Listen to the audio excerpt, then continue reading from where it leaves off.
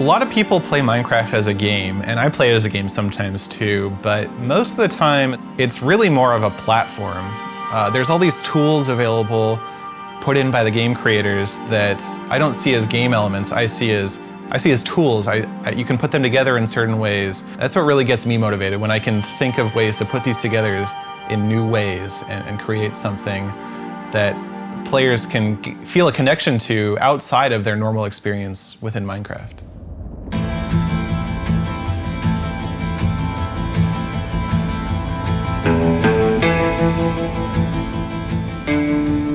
So I actually started programming in middle school. I had this graphing calculator, and my sister showed me how to make a basic program, and from there I just sort of taught myself using the calculator's menus for programming. And I made some simple games and stuff. In high school, I took some courses on it, and I started programming some actual games on the computer. In college, I studied computer science, and so I have a degree in computer science.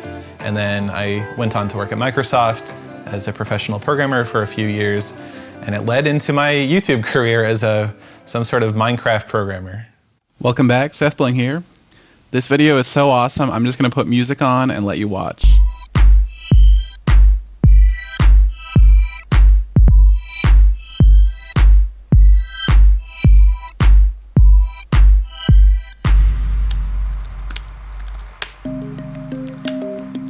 Minecraft has command blocks, and so you can type these commands into a command block and it'll run the command.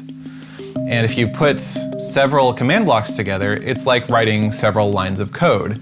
And it turns out that you can do basically anything with these Minecraft commands that you could do with a programming language. Yeah, so over the years, I've made all kinds of different things, a lot of games in Minecraft. I made Team Fortress 2 with Hypixel. I made Splatoon, Minesweeper, Duck Hunt, Donkey Kong. I've made some things that aren't games too. I made a guitar that you could actually play. I made a toilet that you could flush.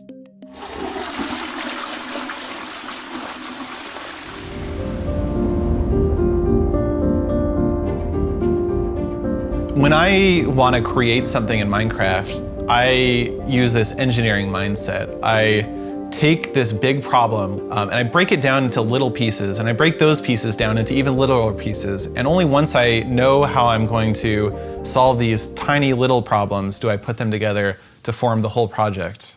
Welcome back, Seth Bling here. You are looking at an Atari 2600 emulator that I built in Minecraft. This is vanilla Minecraft. There are no plugins or mods. There aren't even any resource packs. This whole thing runs off of about 2,000 command blocks, and you can see them all down here. It's quite a few. All these command blocks run everything. They run the processor, they run the video card that's drawing stuff on the screen, they run this memory system. So an emulator is a piece of software that simulates everything that goes on inside of a console. So when you plug in a cartridge into a game console, the cartridge contains a bunch of instructions for how to run the game, what to draw on screen, how to respond to controller input. And then the console is responsible for taking those instructions and doing what they say to do. So I'll come over here, I've got a couple cartridges kind of stored and ready to go. So that was Donkey Kong, and you can see the cartridge was loaded in down here. This is Space Invaders.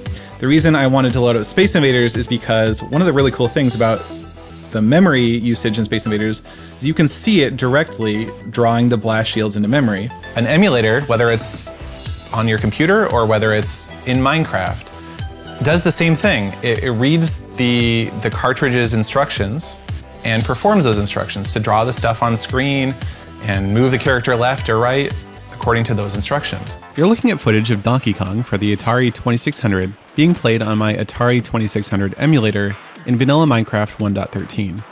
This footage is actually sped up 64 times normal speed, and here's how the emulator actually runs in real time. It's about a frame per second. I spent about a month building the Atari emulator. It was just a lot of initially just trying to get it to work, and then once I did get it to sort of work, there were still a lot of bugs, and it took a long time to hunt down all the bugs, just because it runs so slow that if you're trying to run a game and you hit a bug on the 5th frame of the game, but it takes 4 minutes to render a frame, you have to wait 20 minutes to hit the bug, and it can be a very slow progress to find all the bugs.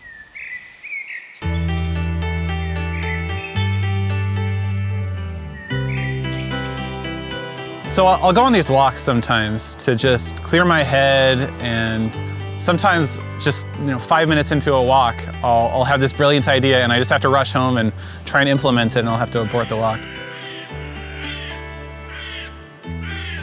I learned a lot about how to program in school and through my work life too, but once I started playing Minecraft, you sort of take all of these different pieces of Minecraft and all the tools that are out there from the community, and once you put them together, you're forced to be a little bit more creative. And so I've learned a lot about how to use different tools together, how to write different styles of code and make them work together.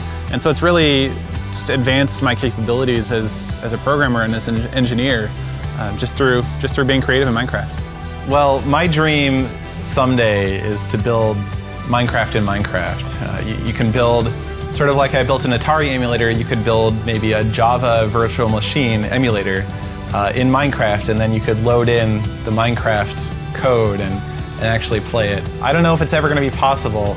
Someday that would just be amazing.